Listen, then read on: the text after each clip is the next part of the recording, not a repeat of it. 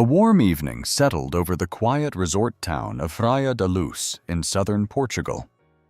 Tourists were dining under soft lights, the distant sound of waves blending with low conversation and clinking glasses. Inside a holiday apartment at the Ocean Club Resort, 3 small children lay asleep in their beds. Around 10 p.m. on May 3, 2007, Kate McCann quietly entered the apartment to check on them, just as she had done earlier that evening. Seconds later, she ran back toward the restaurant in panic, shouting that someone had taken her daughter. That moment marked the last confirmed time anyone saw 3-year-old Madeleine McCann. The McCann family had arrived in Praia da Luz for what was meant to be a relaxing holiday with friends.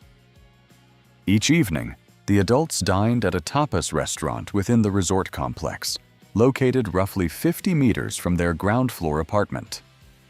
The routine was consistent. The children would be put to bed, and the parents would take turns checking on them every 20 to 30 minutes. On that particular night, everything appeared normal. At approximately 9:05 p.m., Jerry McCann checked on the children and reported that all 3 were asleep. Around 9:30 p.m., a family friend also glanced inside. Nothing seemed unusual, but when Kate returned around 10 p.m., Madeleine's bed was empty. The bedroom window was open, the shutters raised, yet the twins remained asleep and undisturbed. There were no immediate signs of forced entry. Madeleine had vanished.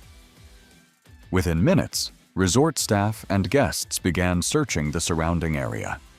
Police were contacted shortly after.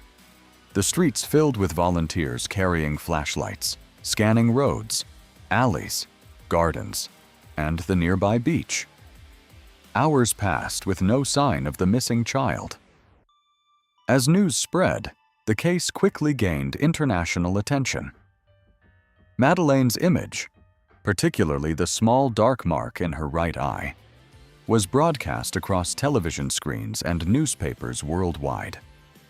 Posters bearing her face appeared across Europe within days. What began as a local emergency had become a global story. As the investigation progressed, the situation grew more complex.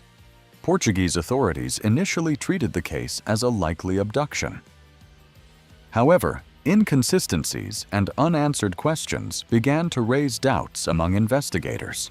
In September 2007, Portuguese police formally named Kate and Jerry McCann as arguidos, or official suspects. Authorities suggested the possibility that Madeleine may have died accidentally in the apartment and that the abduction had been staged. The theory stunned the public and ignited intense media scrutiny. The McCanns strongly denied all allegations, maintaining that their daughter had been abducted. No charges were ever filed against them. Forensic findings presented at the time were disputed and widely debated. In 2008, due to insufficient evidence, Portuguese officials archived the case, and the parents were cleared of formal suspicion. Yet the controversy surrounding the investigation continued to divide public opinion.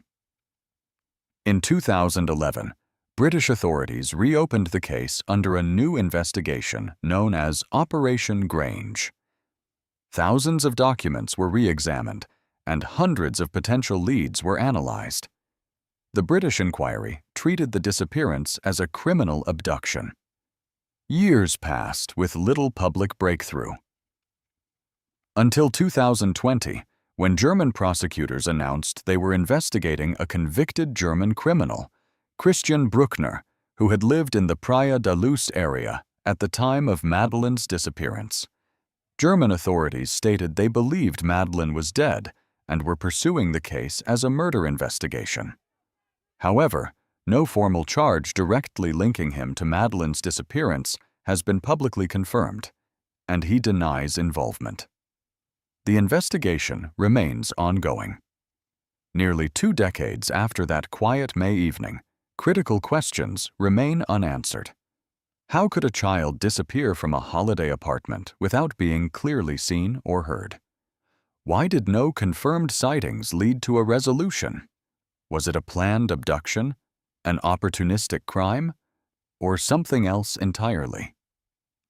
Despite extensive international cooperation, media attention, and years of investigative effort, there has been no confirmed timeline of how Madeleine was removed, no body recovered, and no conviction secured.